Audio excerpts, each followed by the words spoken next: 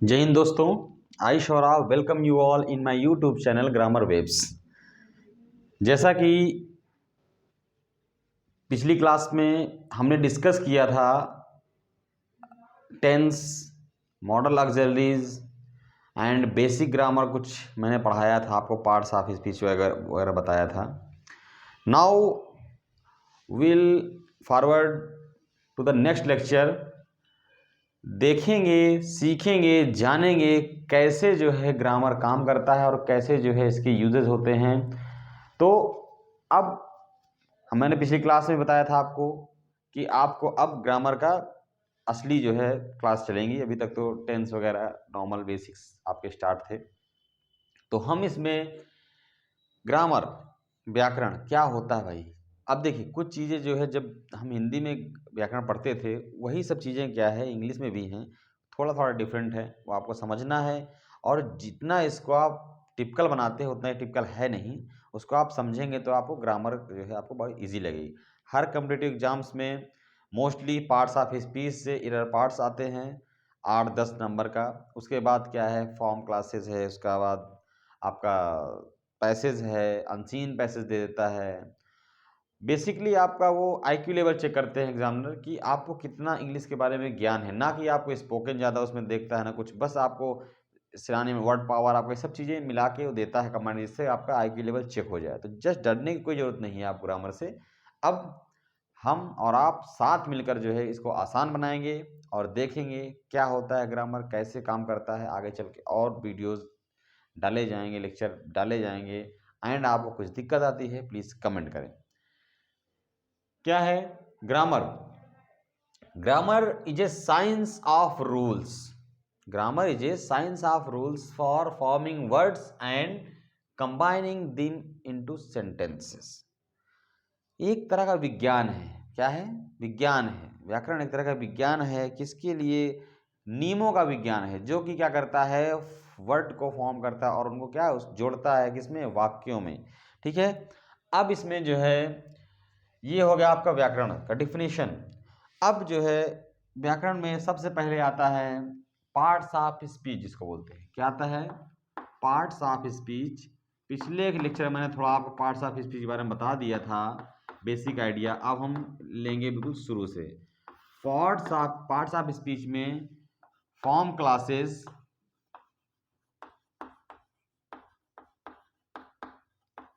And structural words. दो type का होता है पार्ट्स ऑफ स्पीच। उसमें आपको मैंने 9 टाइप बताए थे।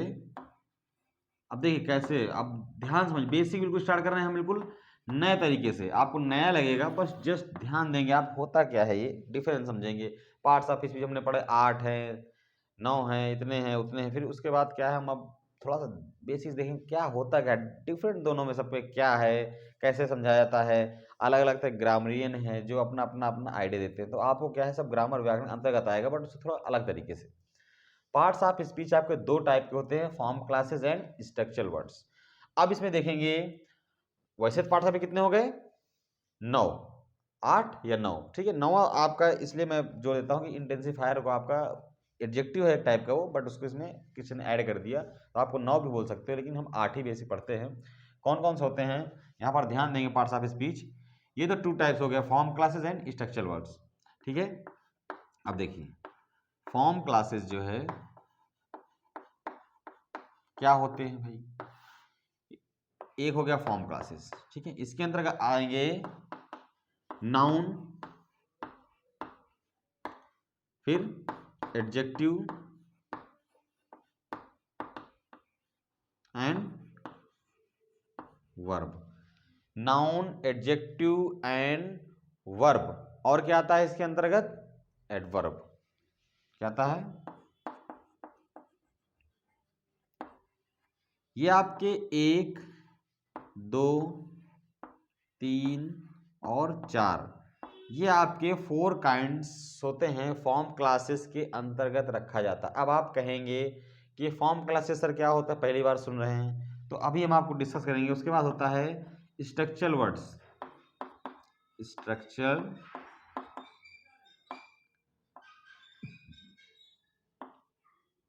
वर्ड्स। इसके अंतर्गत जो बचे हुए हैं, कितने बचे हैं? अब 4 बचे आपके, और तो ये जो है आपके 4 रखे गए हैं। कौन कौन से बचे आपके? नाउन के बाद प्रोनाउन, दूसरा क्या है आपका? नाउन प्रोनाउन, एडजेक्टिव हो गया, वर्ब हो गया, तो अब क्या बचा यहाँ पर? कंजक्शन, सॉरी पहले प्रीपोजिशन आएगा, preposition, and third one is आपका conjunction, and fourth one is the interjection.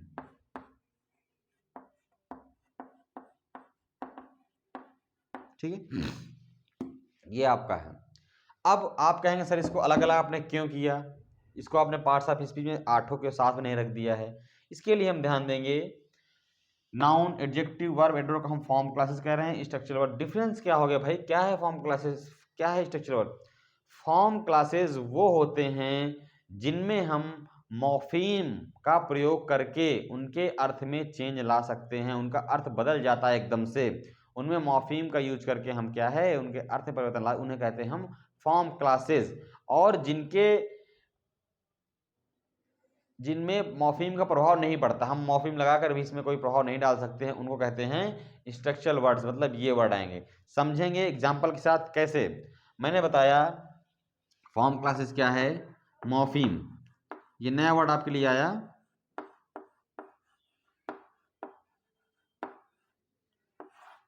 Morpheme. क्या होता है मॉर्फीम?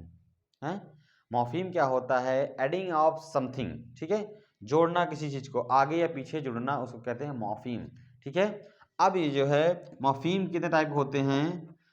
2 टाइप के। क्या होते हैं? 2 टाइप के, प्रीफिक्स एंड सफिक्स। अब आपको थोड़ा समझ में आने लगा सर किसकी बात कर रहे हैं, तो आप आगे चलने के पहले हम पहले समझे प्रीफिक्स सफिक्स। इसको क्या कहते हैं? प्रत्यय हिंदी में, और इसको उपसर्ग। ठीक है, तो इसको समझने के लिए हम समझेंगे कि मॉर्फीम क्या चीज है। ठीक है, अब मॉर्फीम हमें 2 टाइप, प्रीफिक्स एंड सफिक्स। अब एग्जांपल लेंगे, जैसे अब क्यों यूज कैसे करेंगे हम। जैसे हम कहते हैं, एग्जांपल लेंगे, there was too much crowd here. Noun के प्रयोग को देखेंगे, पहले समझेंगे। यहां पर नाउन के प्रयोग को देखेंगे, नाउन का प्रयोग कैसे होता है।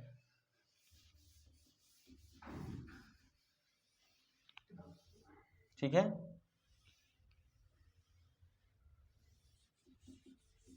इसको नहीं अभी रफ करते हैं, नाउन के प्रयोग को देखेंगे हम। यहां पर हमने नाउन डाला। अब देखिए मैंने बताया ये फॉर्म क्लासेस के अंतर्गत आएगा नाउन, तो फॉर्म क्लास के अंदर वो नाउन आएगा, तो अब फॉर्म क्लास के अंदर रखा गया तो इसमें क्या है, मॉर्फीम का प्रभाव पड़ेगा और इसका अर्थ क्या हो जाएगा, चेंज हो जाएगा। उसी के एग्जांपल में दे रहा हूं, ध्यान से देखेंगे।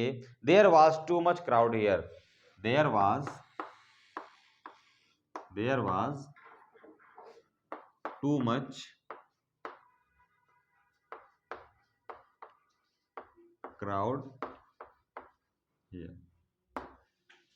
समझ में आ रहा? वहां पर बहुत ज्यादा भीड़ थी। ठीक है, there was too much crowd hair.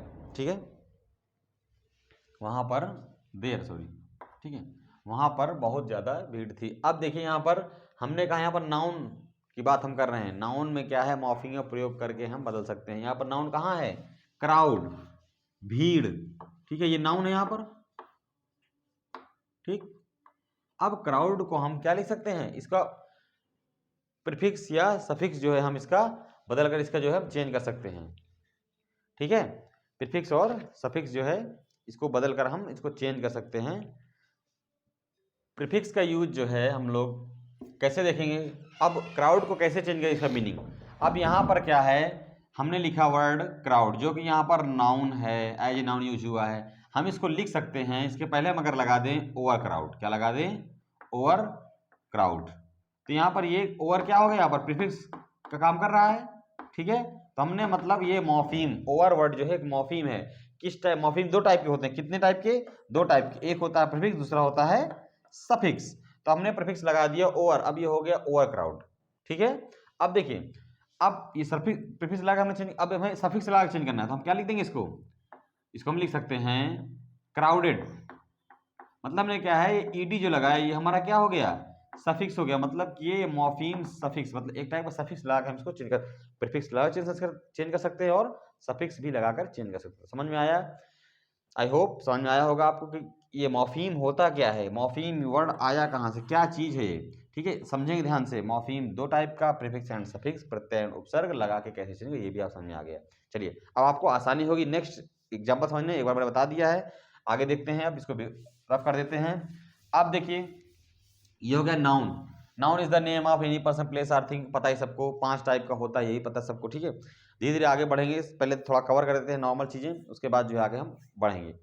ये आपका पार्ट्स ऑफ स्पीच आपका 8 टाइप का मैंने बता दिया। ठीक है, ऐसे जैसे एडजेक्टिव आप ले लीजिए, अभी नहीं समझ में आया प्रीफिक्स सफिक्स अगर, एडजेक्टिव क्या होता है, an adjective is a word which qualifies noun और प्रोनाउन। पिछली लेक्चर में मैंने ये सब समझा दिया, अब एक बार जाकर पिछले लेक्चर देखें, जब हम इसको विस्तार में पढ़ाएंगे तो उसको पूरा डिस्कस करेंगे। बस मैं अभी मॉर्फीम का यूज बता रहा हूँ कैसे चेंज हो जाता है। जैसे हम लिख दें Raman is a kind man, adjective जिसे हम देखें रमन इज ए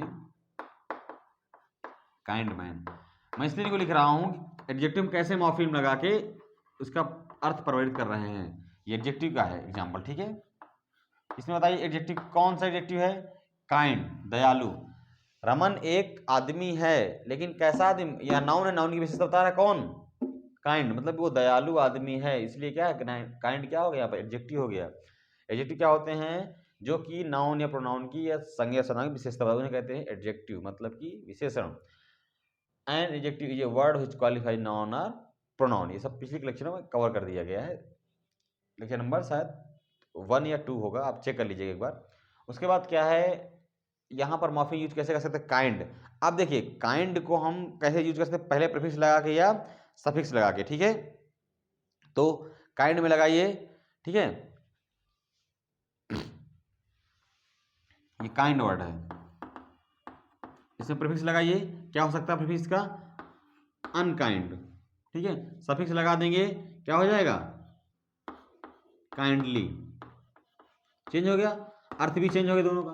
तो इस तरह करके एडजेक्टिव में यूज हो सकता है, कैसे प्रीफिक्स सफिक्स लग के, ये आपको मैं बताना चाह रहा था। उसके बाद क्या है, अब आता है वर्ब। वर्ब में कैसे चेंज हो जा रहा है भाई, वर्ब में भी बताया गया ना चेंज हो जाएगा, तो वर्ब में कैसे चेंज हो जाएगा। अब वर्ब क्या होती है, जिस शब्द से किसी कार्य के संपादित होने के बारे में या कार्य की दशा के बारे में जानकारी मिलती है, तो क्या है, उसे वर्ब कहते हैं। क्या कहते हैं, क्रिया कहते हैं। अब close the window, close the window, तो अब जो है यहां पर क्लोज द विंडो, दरवाजा बंद कर दीजिए, खिड़की बंद कर, सॉरी, क्लोज द विंडो। ठीक है, यहां पर हम क्लोज वर्ड क्या है, यहां पर वर्ब हो गया। अब वर्ब में कैसे मॉर्फिंग प्रयोग होगा, देखिए क्लोज हम इसको लिख सकते हैं डिस्क्लोज, ये हो गया हमारा यहां पर मॉर्फिम। ठीक है, डिस्क्लोज, डिस क्या हो गया हमारा, ये मॉर्फिम प्रत्यय हो गया। ठीक है, अब हम इसको लिख सकते हैं, सफिक्स यूज करेंगे अगर, तो कैसे हो जाएगा, क्लोजली, तो यहां पर ये क्या हो गया, सफिक्स हो गया। क्लोज्ड क्या हो गया, सफिक्स, ईडी सफिक्स हो गया। समझ में आया। नेक्स्ट है हमारा एडवर्ब। एडवर्ब कैसे यूज होता है, जैसे हम एडवर्ब एक लिख लें, he come here direct, he came here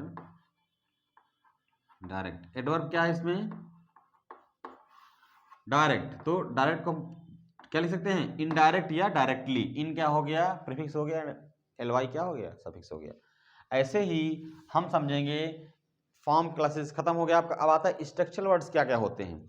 pronoun, pronoun क्या है, this is, this pen is mine, जैसे हम लिख दें दिस इज माई पेन, या this is, this pen is mine, कोई एग्जाम्पल लिख लीजिए।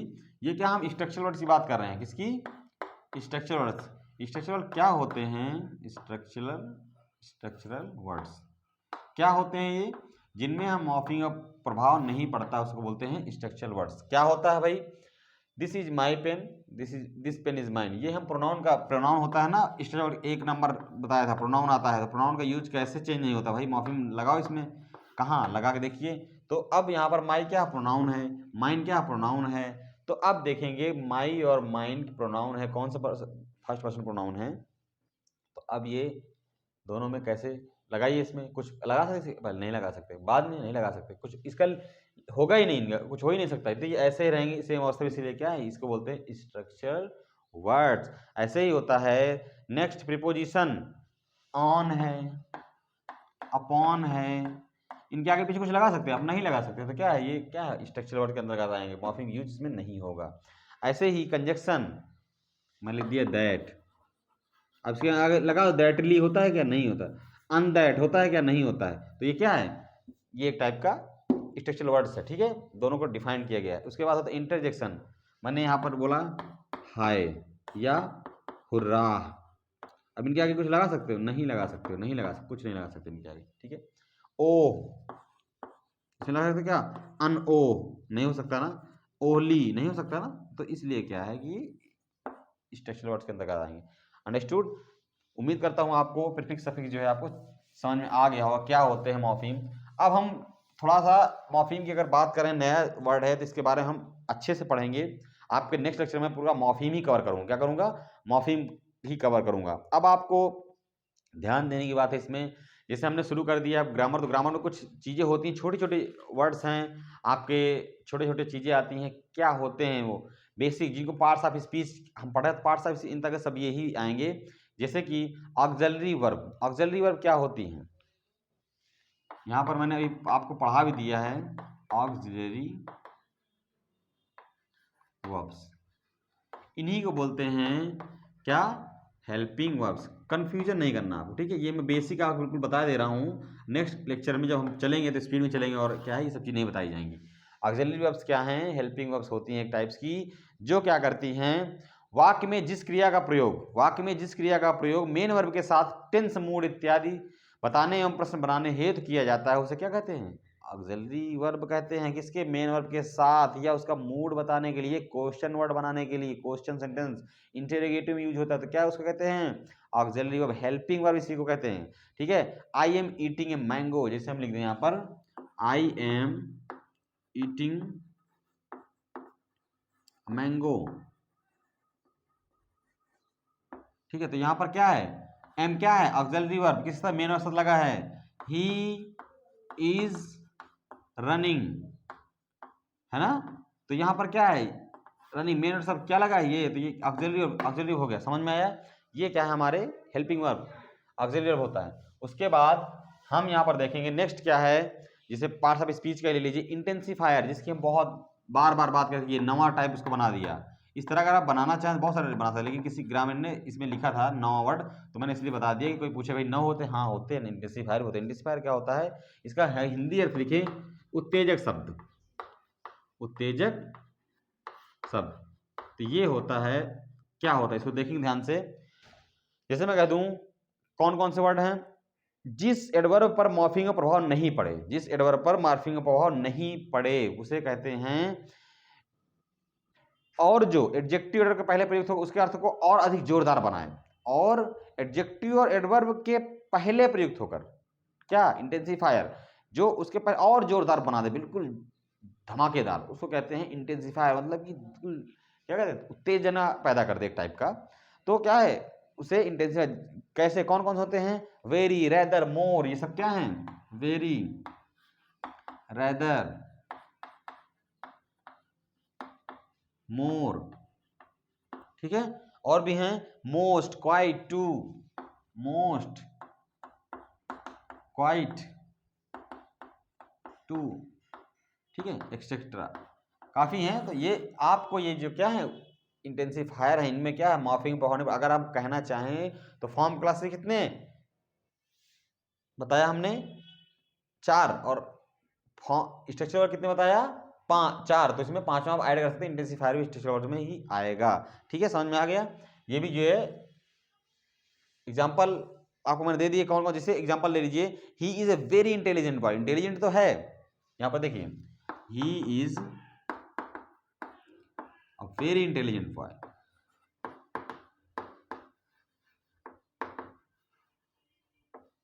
अब देखिए यहां पर वो एक लड़का है, फिर उसके बाद वो इंटेलिजेंट लड़का है, अब इंटेलिजेंट तो है ही है, अब इंटेलिजेंट ज्यादा क्या होता है, लेकिन वेरी इंटेलिजेंट है, मतलब उसमें आपका धमाकेदार प्रदर्शन कर दिया भैया, इंटेलिजेंट है भाई, बहुत ज़्यादा इंटेलिजेंट है, तो क्या उसमें हो गया आपका वेरी, यहाँ पर क्या इंटेंसिफायर काम करेगा, किसमें, एडजेक्टिव के पहले लग के, ठीक है। समझ में आ गया होगा इंटेंसिफायर क्या होता है। तो ऐसे ही छोटे छोटे चीज़ें हैं, बेसिक हैं, ये वर्ड्स आपको बाद में पता नहीं चलता, बीच में जब शुरू हो जाता है ग्रामर, तो इसीलिए आपको दिक्कत जाती है कि क्या आ गया, क्या चीज़ है। उसी तरह होता है भी सेंटेंस कनेक्टर। सेंटेंस कनेक्टर क्या है, कंजक्शन, वैसा कंजक्शन जो दो वाक्यों को जोड़े, सिंपल सा है। सेंटेंस मतलब वाक्य, कनेक्टर मतलब जोड़ना, तो सेंटेंस जो कंजक्शन, ऐसा कंजक्शन जो दो वाक्यों को जोड़े, ऐसा कहते हैं हम लोग सेंटेंस कनेक्टर। जैसे कि he is going to Patna, he is going to Patna, going to Patna, and I am going to Delhi. वो पटना जा रहा है और मैं दिल्ली जा रहा हूं। अब यहां पर एंड क्या हो गया, सेंटेंस, दो सेंटेंस जोड़ रहा है, तो यहां पर एंड क्या, सेंटेंस कनेक्ट हो गया। अंडरस्टूड। चलिए नेक्स्ट आता है जिसे हम देखें, एक आता है डिटरमाइनर। डिटरमाइनर्स क्या होते हैं, वाक्य में नाउन के प्रयोग की पूर्व सूचना देने वाले सूचक शब्द को डिटरमाइनर कहते हैं। डिटर मतलब सांकेतिक, संकेत कर, डिटरमाइन प्रदर्शित करता है। इसके अंतर्गत आर्टिकल्स क्या क्या आते हैं इसके अंतर्गत, डिटरमाइन आर्टिकल पढ़ा है ना, ए एंड द, तो वो अभी जब आगे पूरा इसका लेक्चर होगा आर्टिकल का, ए एंड द का, तो क्या है, एक टाइप का क्या है, डिटरमाइनर्स है, ठीक है। अंतर्गत article, possessive adjective, demonstrative adjective आते हैं। और देखिए यहाँ पर लिख दीजिए, चलिए इसको देख लेते हैं डिटरमाइनर क्या होता है। ऐसे बताने से आपको समझ में नहीं आएगा डिटरमाइनर क्या होते हैं, ठीक है। इसके अंतर्गत क्या आएंगे, आर्टिकल्स,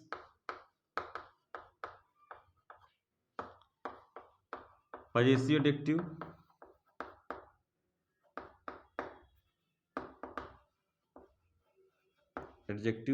ठीक है। पजेसिव हो गया, डिमॉन्स्ट्रेटिव एडजेक्टिव,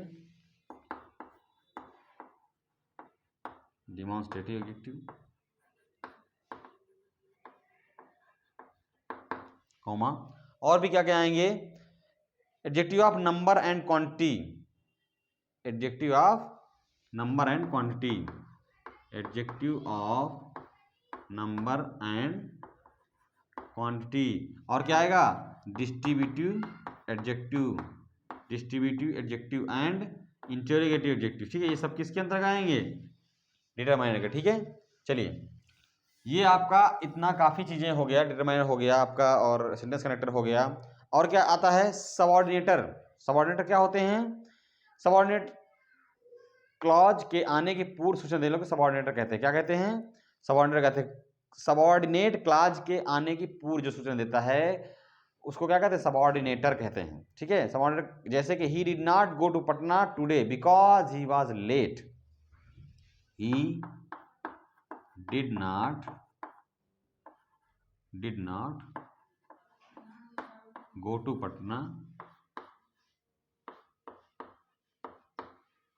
today, वो आज क्या पटना नहीं जा पाया, बिकॉज, क्योंकि, ही वॉज लेट, वह देर, ठीक है, वो उसे देर हो गई थी।